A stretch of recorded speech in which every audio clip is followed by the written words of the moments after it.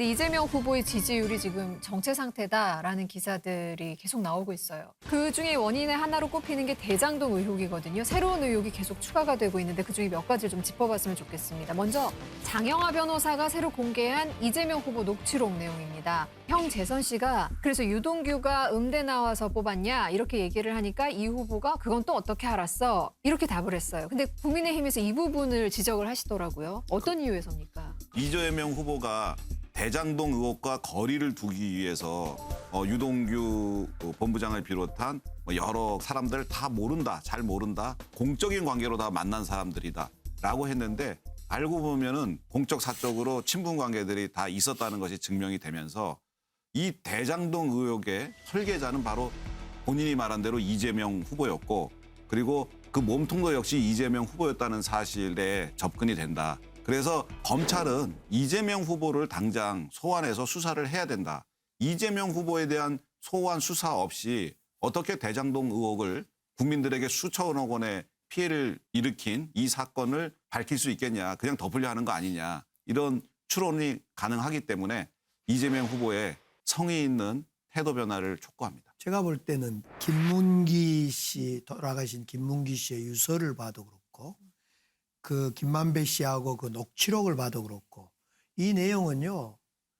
이재명 후보와 관련된 거에 눈꽃만큼도 안 나타나요. 오히려 누가 관련돼 있는데 뭐 김문기 씨의 전혀 관련돼 있는데 김문기 씨의 유서가 어떻게 돼 있냐면 결론은 뭐냐면 나 변호사 좀 사주라. 저쪽에 금융 관계자들은 참고인 조사 받아도 변호사들 딱딱 붙여오더라.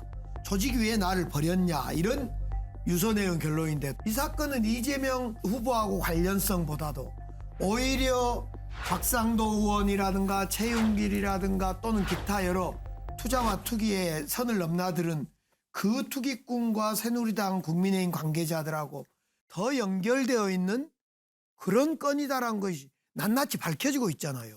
제가 한 말씀만 드릴게요. 김문기 씨가 초과이익 환수 조항에 대해서 3번이나 넣어야 된다라고 올렸는데 그게 받아들여지지가 않았습니다. 초과이익 환수 조항을 넣고 안 넣고의 최종 결제자가 누굴까요? 당시에 공모 지침서를 만든 도시공사 제가 말씀드릴게요. 모든 뭐 분양가라든지 그다음에 개발 이익 환수 조항이라든지 이런 모든 조항은 다 조례에 의해서 시장 결제를 맞도록 되어 있습니다. 그래서 이재명 후보가 이 3번이나 받아들여지지 않은 것에 대한 결정을 이재명 후보가 했을 것이다라고 다 우리가 추정을 하는 거예요. 그래서 이재명 후보가 소환해서 수사를 받아야 된다고 이야기를 하는 거고. 제가 말씀드릴게요. 아니 한 가지만 물어봅시다.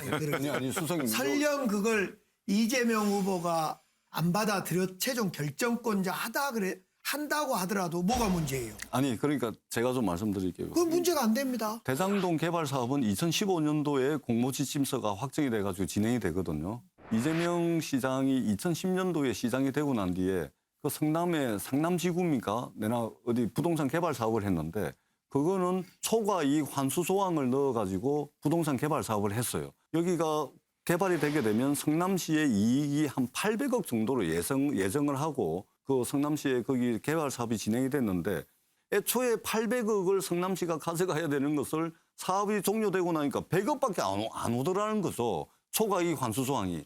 그래서 2015년도에 이재명 시장이 대장동 개발 사업을 할 때는 초과이익 환수 조항을 넣게 되면 결국은 성남시가 제대로 몫을 가져와야 되는데 이게 업자들이 비용을 부풀리고 막 이래 할 가능성이 그다음에 로비하고 이럴 가능성이 많기 그건 때문에 다 아는 얘기고. 사전 이익을 확정을 해서 한 겁니다. 그렇기 때문에 초과이익 환수 조항은 실무자선에서 다양한 아이디어들이 나오죠. 그런데 그것을 최종적으로 성남시장이 그것을 채택을 안 한 겁니다. 선택을 안 한 것이죠.